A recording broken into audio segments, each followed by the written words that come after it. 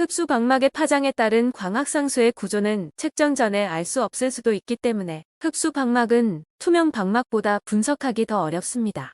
컴플리트 이지에는 흡수가 있는 방막에 가장 일반적으로 사용되는 비스플라인 레이어와 제네럴 오실레이션 레이어, 이 두 가지 유형이 있습니다. 비스플라인 레이어는 파장에 따른 M 및 K값에 대하여 유연성이 허용되며, 제녹스 레이어는 표준 선형 진동의 합을 사용합니다.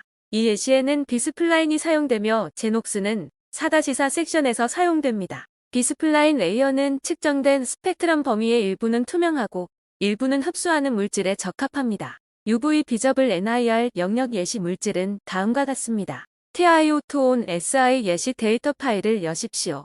3장 투명 방막 예시와 같이 푸사이와 델타에 오실레이션이 있습니다. 이런 오실레이션은 방막 상단에서 반사되는 빛과 방막 하단에서 반사되는 빛의 간섭으로 인해 발생합니다. 방막이 두꺼울수록 오실레이션이 더 많이 발생합니다. 간섭 오실레이션은 파장이 짧을수록 진폭이 감소합니다. 이는 UV 영역에서 강한 흡수가 일어난다는 강한 증거를 나타냅니다. 더 적은 빛이 방막을 통과 후 표면으로 되돌아가면서 상단에 반사된 빛과 간섭하기 때문에 오실레이션이 약화됩니다. SI 위에 TiO2 방막을 모델링하려면 투명 영역과 흡수 영역을 모두 설명할 수 있는 매터리얼 파일이 필요합니다. 반흡수성 방막을 모델링하는 일반적인 접근 방식은 먼저 투명 영역을 피팅하여 방막 두께와 이 영역의 굴절률을 구하는 것입니다.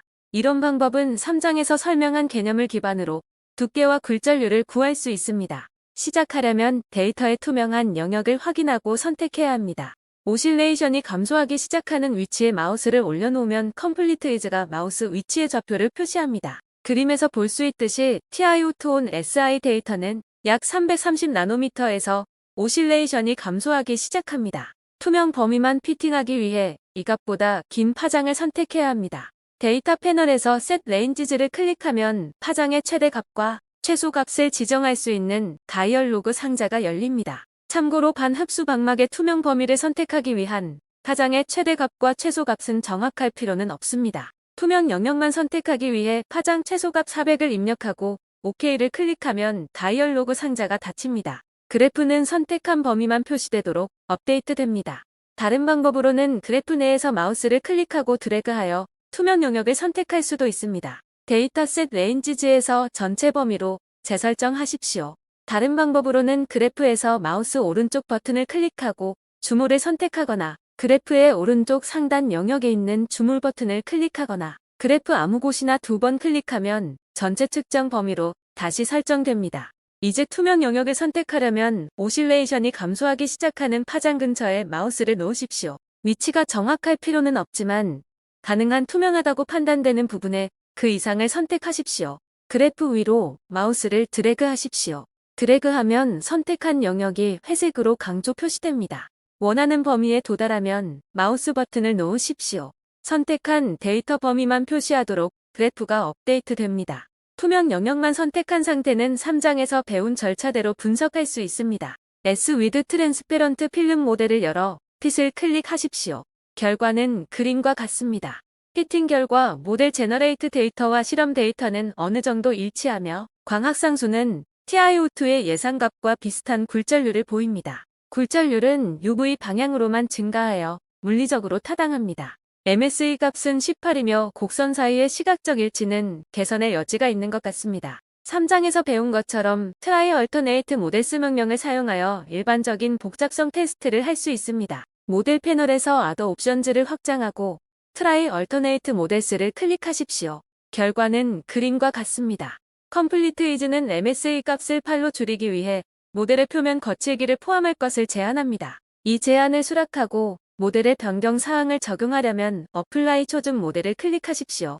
참고로 이 파장 범위에서의 방막 두께 및 굴절률 값에만 관심이 있는 경우 분석은 종료됩니다. 이 값들은 이미 측정되었으므로 흡수 영역을 분석할 필요는 없습니다. 다음 단계는 흡수 영역에서의 광학상수 또는 기타 특성의 측정의 목표라고 가정하고 흡수 영역으로 확장하여 분석하는 방법을 보여줍니다. 이제 투명 영역에서 좋은 피팅 결과를 가지고 있으므로 방막의 두께와 흡수 영역이 시작되는 근처의 광학상수를 알 수 있습니다. 투명 영역에서 분석한 굴절률은 흡수 영역으로 확장하기 위한 올바른 시작값으로 사용됩니다. 먼저 콧이 레이어를 흡수를 모델링할 수 있는 다른 레이어로 교체해야 합니다. 콧이 레이어를 비스플라인으로 단순 교체하는 대신 레이어를 마우스 오른쪽 버튼으로 클릭하고 페라메터라이즈 레이어를 선택하여 기존 콧이 레이어를 비스플라인 레이어로 변환할 수 있습니다. 기존 모델 콧이 값과 뉴 레이어 비스플라인 값이 포함된 새 창이 나타납니다. 비스플라인은 자동으로 콧이 값을 참조합니다. 이 창에 대한 자세한 내용은 4-4 섹션에서 배울 것입니다. 리플레이스 레이어를 클릭하여 콧이 레이어를 비스플라인 레이어로 변환하십시오. 모델이 그림과 같이 나타나야 합니다. 플러스를 클릭하여 비스플라인 레이어를 확장하면 세부 정보를 볼 수 있습니다. 4-1 섹션에서 비스플라인 레이어는 광자 에너지를 동일한 간격으로 배치한 일련의 제어점을 사용하여 파장대 광학상수를 지정한다는 점을 상기하십시오. 제어점의 대략적인 간격은 일렉트릭 볼트 단위의 레솔루션으로 제어되며 현재 스펙트럼 범위에 따른 제어점의 수가 이 값 뒤에 나열됩니다. 비스플라인 곡선은 제어점 사이의 광학상수를 첨가하는 데 사용됩니다. 드로우 노드 그래프를 클릭하면 그림과 같이 제어점 위치가 표시됩니다. 비스플라인 레이어는 항상 복소 유전 함수로 작용하며 이는 2원 2투로 표기됩니다. 첫 번째 제어점 세트는 2원의 분산을, 두 번째 제어점 세트는 2투를 지정하는 데 사용됩니다. 더 작은 레솔루션 값을 사용하면 더 많은 제어점이 추가되어 유전함수 스펙트럼에서 더 조밀한 모양들을 표현할 수 있는 유연성이 높아집니다. 반대로 레솔루션을 너무 낮게 설정하면 유전함수 스펙트럼에서 원치 않는 노이즈나 비물리적인 결과가 발생할 수 있습니다. 또한 더 많은 제어점을 추가할수록 컴플리트 이즈는 피팅 계산에 더 많은 시간을 소요합니다. 핏 옵티컬 콘스탄트 기능을 사용하면 4-2 섹션에서 설명한 것처럼 비스플라인 내에서 제어점들의 피팅을 켜고 끌 수 있습니다. 비스플라인 레이어에서 유즈 KK 모드는 계산된 2원과 2투의 스플라인 곡선 간의 크레머 즈크로니크 일관성을 유지하는 고급 계산입니다. 이 기능이 켜져 있으면 광학상수가 물리적으로 합당한 모양으로 제한됩니다. 2원 스펙트럼은 크레머 즈크로니크 변환을 통해 2투 스펙트럼에서 계산되는 반면 2투 스펙트럼은 일련의 제어점으로 설명되므로 유즈 KK 모드는 피팅 파라미터의 총수를 줄입니다.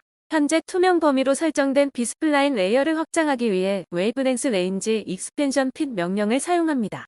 이 명령은 그림과 같이 모델 패널 아래 바더 옵션즈에서 찾을 수 있습니다. 웨이브랭스 레인지 익스펜션 핏 명령은 현재 모델을 사용하여 선택된 파장 범위를 시작으로 전체 데이터가 포함될 때까지 범위를 점차적으로 더 짧은 파장으로 늘립니다. 각각의 세로의 증분된 파장에서 피팅이 수행됩니다.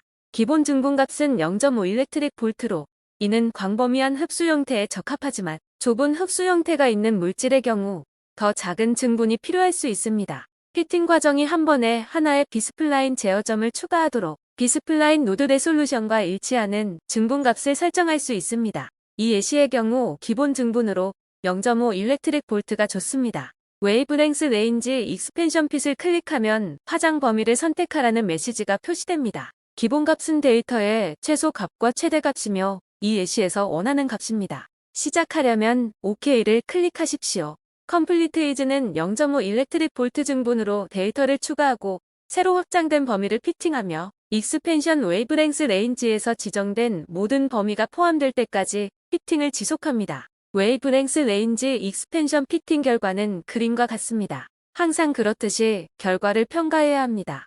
피팅 결과 모델 제너레이트 데이터와 실험 데이터 간의 시각적 일치가 양호하고 MSE 값이 낮습니다. 굴절률은 투명 영역에서 유물적으로 증가하고 흡수 영역에서 감소합니다. 결과가 크레머즈 크로니그에 일관됩니까? K가 450나노미터 부근에서 0 아래로 떨어지나요? 평가 결과에서 N과 K 사이의 물리적 관계를 유지하는 것으로 보이지만 육안으로 확인하기 어려울 수 있습니다. 비스플라인 레이어에서 KK 모드 기능을 켜서 이 물리적 관계가 적용되도록 합니다. 광학상수 그래프에서 500나노미터 부분을 마우스로 드래그하여 영역을 확대합니다. K는 이 범위에서 작은 음수입니다. K가 항상 양수가 되도록 비스플라인 레이어를 제한하여 물리적 특성을 개선할 수 있습니다. 비스플라인 레이어의 노드 섹션을 확장하고 포스 이투 포지티브를 ON으로 선택합니다.